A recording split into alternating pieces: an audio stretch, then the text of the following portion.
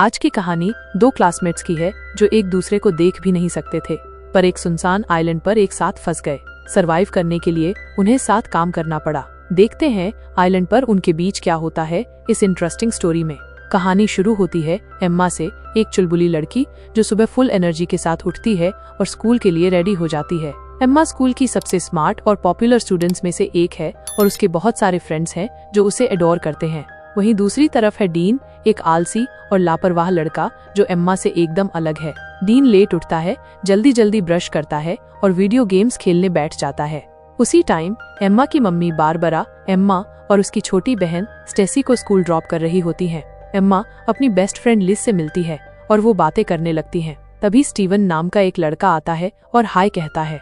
Liz तुरंत Emma को चिढ़ाना शुरू कर देती है, जिससे वो ब्लश करने लगती है। बाद में क्लास में उनके टीचर मिस्टर क्रिश्चियनसेन ट्रिनिटी आइलैंड के एक एक्साइटिंग ट्रिप की अनाउंसमेंट करते हैं। वो स्टूडेंट्स को बताते हैं कि बस कल सुबह 7 बजे निकलेगी।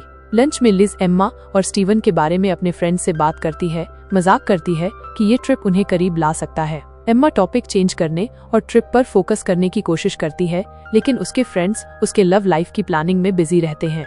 लंच के दौरान एम्मा डीन को अकेला बैठा हुआ देखती है, जो एक छोटे चाकू से एप्पल काट रहा होता है। मिस कोलियर, एक टीचर, उसे पकड़ लेती हैं और स्कूल में चाकू लाने के लिए उसे डांटती हैं। वो उसे प्रिंसिपल के ऑफिस में घसीटती हैं। लिज कहती है, देखा, डीन सिर्फ प्रॉब्लम है। अगली सुबह एम्मा ट्रिप के लिए एक्साइटेड है।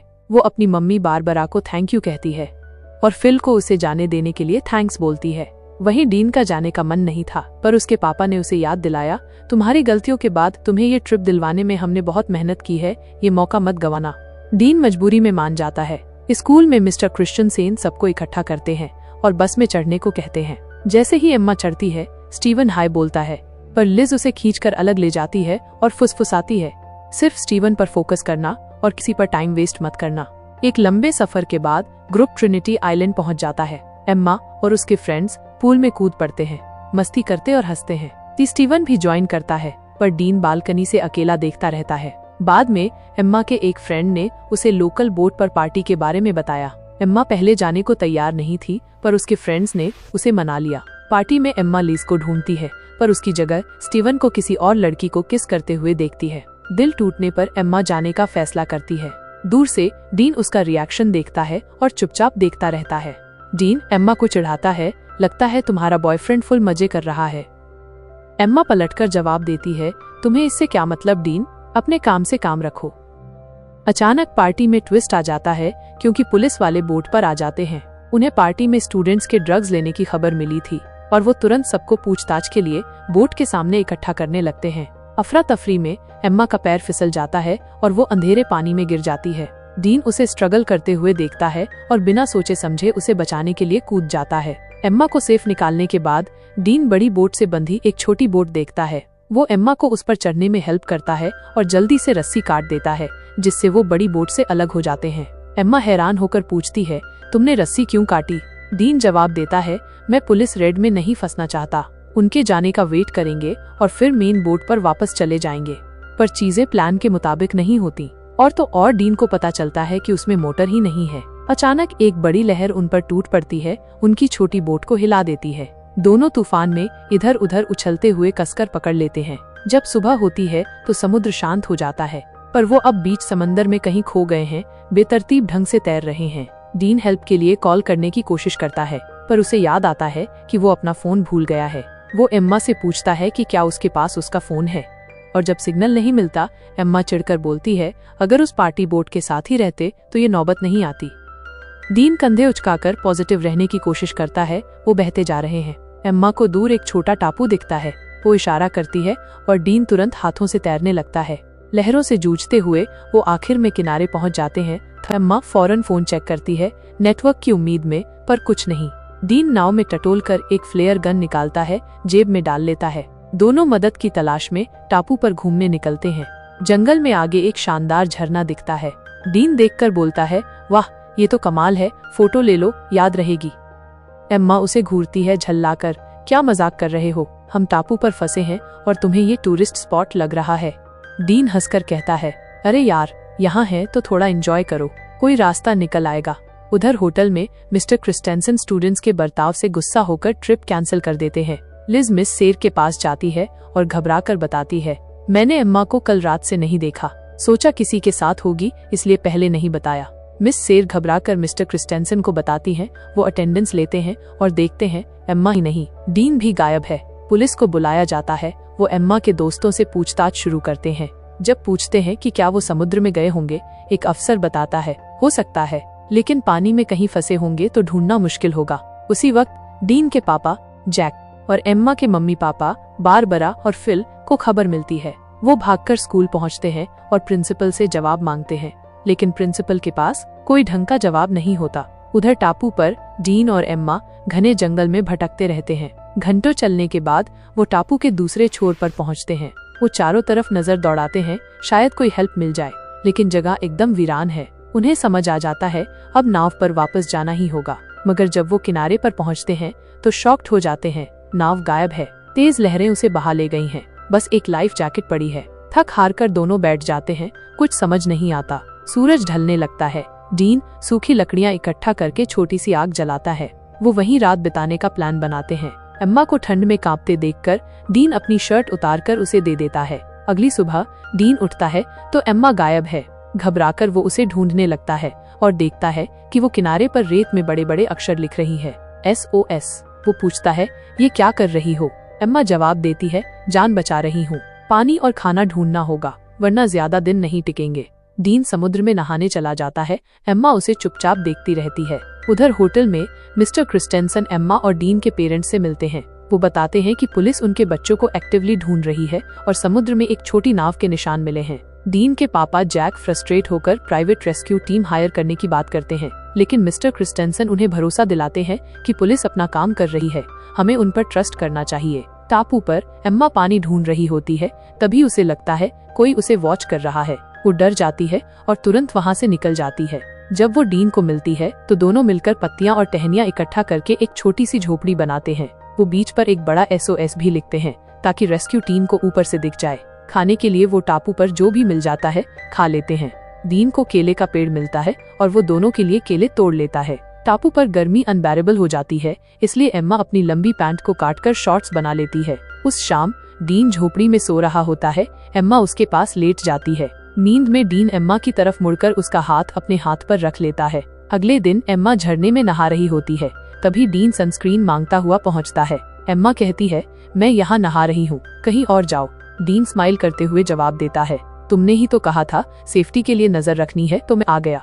एम्मा फ्रॉन करते हुए कहती है, मैंने इसलिए कहा था क्योंकि मुझे लगता है इस टापू पर कोई और भी है, हम अकेले नहीं हैं। उधर होटल में एम्मा के गायब होने की खबर न्यूज में आ जाती है। पुलिस उसके पेरेंट्स को बताती है कि एम्मा को ढूंढने के चांस और डीन के जिंदा मिलने की उम्मीद बहुत कम है और उन्होंने उनकी लाशें ढूंढनी शुरू कर दी हैं। ये खबर सुनकर बारबरा का दिल टूट जाता है। फिल उसे दिलासा देते हुए कहता है, मैं घर पर स्टेसी का ख्याल रखूंगा, लेकिन उम्मीद मत हारो, हम एम्मा को ढूंढ लेंगे। इसी बीच जैक एक हेलीकॉप्टर किराए पर लेता है और बारबरा के साथ तलाशी में शामिल हो जाता है। वो समुद्र के ऊपर उड़ते हैं, अपने बच्चों का कोई भी निशान ढूंढते हुए। टापू पर रात होते ही एम्मा डीन से कहती है, मुझे अपने परिवार की बहुत याद आती है। उसे खुश करने की कोशिश में डीन चारों ओर देखने लगता है, लेकिन उसे एक इंसानी खोपड़ी मिलती है। एम्मा उसे देखकर घबरा जाती है। ये कोई ऐसा ही होगा जो हमारी तरह यहाँ फंस गया था, देखो उसका क्या हुआ। अगर हमारे साथ भी ऐसा ही हुआ तो? डीन एम्मा को शांत करने की कोशिश करते हुए कहता है, नहीं, ये शायद कोई मछुआरा या तस्कर होगा जो गलती से यहाँ आ गया। हम उसकी तरह नहीं हैं। हमारे लोग हमें ढूंढ रहे हैं, वो लोग जो हमारी परवाह करते हैं। हम अकेले नहीं हैं। मैं वादा करता हूँ हम बच जाएंगे, मुझ पर भरोसा करो। ये कहते हुए वो झुककर उसे किस करता है। एम्मा के लिए ये पहला किस था। रात गहराती है। डीन करीबी की सभी सीमाएं पार कर जाता है। उस रात पहली बार एम्मा को कुछ इतना जंगली और अनियंत्रित अनुभव करने का रोमांच महसूस होता है। सुबह एम्मा उठती है और चारों ओर देखती है। उसे पता चलता है कि डीन कहीं नहीं है। वो उसका नाम पुकारने लगती है। वो बेताब होकर उसे ढूंढती है। उसे डीन एक गड्ढा खोदते हुए मिलता है। उलझन में वो उससे पूछती है कि वो क्या कर रहा है, लेकिन इससे पहले कि वो जवाब दे पाता, एम्मा गिर जाती है और उसके घुटने में खरोंच आ जाती है। डीन तुरंत उसके घाव को साफ करता है और उसे भरोसा दिलाता है, तुम ठीक हो जाओगी। बाद में झरने पर डीन अपनी माँ के बारे में बताता है, जिनकी एक कार दुर्घटना में मौत हो गई थी। एम्मा उसकी संवेदनशीलता से प्रभावित होकर ध्यान से सुनती है। बारिश शुरू होते ही डीन उसमें खेलने लगता है और एम्मा भी उसके साथ शामिल हो जाती है। वो हंसते हैं, नाचते हैं और एक हल्का फुल्का पल साझा करते हैं। डीन एम्मा के बालों में एक फूल लगाता है जिससे वो मुस्कुरा देती है। एम्मा कहती है, मुझे फिर से तूफान का मजा लेना है। डीन मुस्कुराता है और एक और रात के रोमांच की तैयारी करने लगता है। इसी बीच एम्मा और डीन के गायब हुए 1 महीना बीत चुका है। पुलिस उन्हें मरा हुआ मान लेती है और तलाशी बंद कर देती है। हालांकि एम्मा की मां बारबरा और उसके दोस्त उम्मीद नहीं छोड़ते हैं। बारबरा जैक के साथ मिलकर एक और तलाशी का आयोजन करती है जिसमें उनके विवरण वाले पर्चे बांटे जाते हैं। कई दिनों की तलाशी के बाद जैक बारबरा से कहता है, हमने सब कुछ कोशिश कर ली है, शायद अब घर जाने का समय है। दिल टूटा हुआ बारबरा मान जाती है, लेकिन उसे अपनी बेटी के भाग्य के बारे में अनिश्चितता बनी रहती है। वापस टापू पर डीन एम्मा को एक हरी लाइट के बारे में बताता है जो उसकी माँ ने कहा था कि सनसेट पर दिखती है। दोनों उसे ढूंढने का प्लान बनाते हैं जिससे उन्हें एक मकसद मिलता है। हफ्ते बीत जाते हैं, वो और क्लोज हो जाते हैं, टापू की खूबसूरती में खो जाते हैं और एक दूसरे के साथ कंफर्टेबल हो जाते हैं। जब मन करता है वो इंटीमेट हो जाते हैं। एक दिन एम्मा डीन से उसके पहले इंटीमेट एक्सपीरियंस के बारे में पूछती है। डीन हंसकर बताता है कि स्कूल में एक बड़ी फ्रेंड के साथ हुआ था। जब डीन एम्मा से पूछता है कि उसे कैसा लगा तो वो शर्माते हुए कहती है, अच्छा लगा। वो हंसते हैं और एम्मा कहती है, मुझे और एक्सपीरियंस चाहिए। डीन स्माइल करता है और मान जाता है। फ्रूट्स ढूंढते हुए उन्हें दूर से एक प्लेन की आवाज सुनाई देती है। खुले मैदान की तरफ भागते हुए डीन एम्मा के बैग में फ्लेयर गन ढूंढता है, लेकिन वो गायब है। प्लेन उन्हें निराश करके उड़ जाता है। बाद में एम्मा नोटिस करती है कि और भी चीजें गायब हैं। उसके दिमाग में एक डरावना ख्याल आता है, डीन, मुझे लगता है इस टापू पर कोई और भी है और वो हमारी चीजें चुरा रहा है। कुछ और दिन बीत जाते हैं और सिर्फ एक प्लेन टापू के ऊपर से गुजरा है। कोई उन्हें बचाने नहीं आया है। डीन और एम्मा झोपड़ी में बैठे हुए घर लौटने की उम्मीद छोड़ने के बारे में बात करते हैं। वो अपनी सिचुएशन को एक्सेप्ट करने और जंगल में साथ टाइम स्पेंड करने का फैसला करते हैं। अचानक डीन को एक जानवर की आवाज सुनाई देती है। वो इन्वेस्टिगेशन के लिए जंगल में जाता है और एम्मा उसके लिए वरीड होकर उसका पीछा करती है। जैसे ही डीन आगे बढ़ता है उसका सामना एक ब्लैक पैंथर से होता है। वो पैनिक होकर भागता है और एक लंबे चेज के बाद जमीन पर गिर जाता है। जब एम्मा उसके पास पहुंचती है तो वो देखती है कि डीन ने खून से सनी नाइफ पकड़ी हुई है। उसने सेल्फ डिफेंस में पैंथर को मार दिया है। घर पर एम्मा और डीन के फ्रेंड्स और फैमिली उनकी लाइफ उनके बिना जीने की कोशिश करते हैं। एम्मा और डीन हालांकि टापू पर लाइफ के साथ एडजस्ट हो गए हैं। उन्होंने हंटिंग करना और झोपड़ी में एक साथ लाइफ बनाना सीख लिया है। उन्होंने ये होप छोड़ दी है कि कोई उन्हें सेव करने आएगा। एक दिन जब वो रेस्ट करने के लिए लेटते हैं तो एम्मा देखती है कि उनकी मिसिंग चीजें ऊपर से गिर रही हैं। ऊपर देखने पर उन्हें एक ट्री पर एक मंकी दिखाई देता है जो उनकी चीजें नीचे फेंक रहा है। उनके सरप्राइज के लिए मंकी फ्लेयर गन पकड़े हुए है जो डीन को नहीं मिल रही थी। एम्मा मंकी को एक बनाना देती है और मंकी फ्लेयर गन नीचे फेंक देता है। जैसे ही वो गन उठाते हैं उन्हें एक हेलीकॉप्टर की आवाज सुनाई देती है। वो एक ओपन एरिया में भागते हैं और एम्मा सक्सेसफुली फ्लेयर फायर करती है। हेलीकॉप्टर क्रू उन्हें स्पॉट करता है और उन्हें फाइनली 3 महीने बाद रेस्क्यू कर लिया जाता है। एम्मा और डीन एयरपोर्ट पर घर लौटते हैं। उनकी फ्रेंड्स और फैमिली हैप्पी होकर उनका वेलकम करते हैं। उन्हें उनके रिस्पेक्टिव होम्स में ले जाया जाता है और उस नाइट डीन एम्मा से मिलने जाता है। वो बात करते हैं कि घर वापस आना कितना स्ट्रेंज लग रहा है और डीन उसे किस करने के लिए लीन इन करता है, लेकिन एम्मा पीछे हट जाती है, ये एक्सप्लेन करते हुए कि उसके पेरेंट्स लगातार उससे मिलने आ रहे हैं। वो उसे एक पार्टी में इनवाइट करती है जो उसके पेरेंट्स उनकी वापसी सेलिब्रेट करने के लिए होस्ट कर रहे हैं। नेक्स्ट डे पार्टी में एम्मा के पेरेंट्स उनके बच्चों की वापसी के बारे में स्पीच देते हैं। स्टेसी डीन से पूछती है कि वो सबके साथ क्यों नहीं है। डीन एम्मा को अपने पास आने का इशारा करता है। वो उसे इग्नोर कर देती है। डीन का दिल टूट जाता है और वो पार्टी से निकल जाता है। एम्मा वापस आकर एकदम स्टार बन जाती है जबकि डीन अकेला रह जाता है। जब भी वो एक दूसरे के सामने आते हैं बस एक हल्की सी नजर डालते हैं। कुछ दिन बाद एम्मा डीन को कॉल करती है पर वो उठाता नहीं। स्टेसी एम्मा के कमरे में आती है और कहती है, तेरे गायब होने के बाद हम सब तुझे बहुत मिस कर रहे थे। मम्मी पापा एकदम टूट गए थे। लगा था तुझे हमेशा के लिए खो दिया है, पर अब हम सब साथ हैं और सब कुछ एकदम परफेक्ट लग रहा है। एम्मा बोलती है, तू मेरी बेस्ट बहन है, और वो दोनों साथ में प्रोम में जाने का प्लान बनाती हैं।